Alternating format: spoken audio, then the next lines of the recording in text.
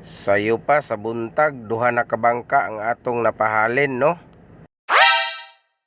So padulong dahil ta karon sa kustal kay mag-kustal clean up dahil ta karon mga ka-travel.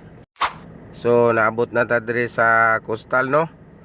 So ato sang susihon ang area mga ka-travel, tanahon sa nato ang mga palibot kung unsay dagan diri. So limpyo gid ay pud ni siya diri napita. So mao ni ang bangka nga ato ang napahalin, no? So diri nga side guwapo kayo ang dagat nila diri, oh. Tanawon nato diri nga side mga ka-travel, no? Atong susihon diri kung unsay mga status diri sa to ang kustal. So far okay naman, limpyo man kay ning napita di ay.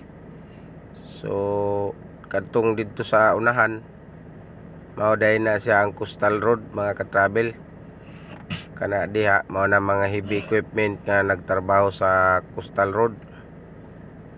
So sunrise pata karon mga ka-travel, no? Oh, kana mao na diha na mga bakukang. What?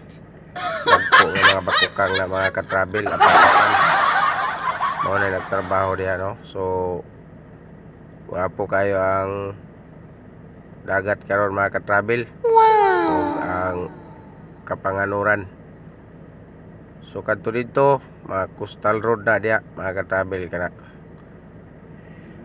So mao na diha mga ka-travel, no? Og daghang kayong salamat sa inyong pagsubaybay hanggang sa susunod natin mga video.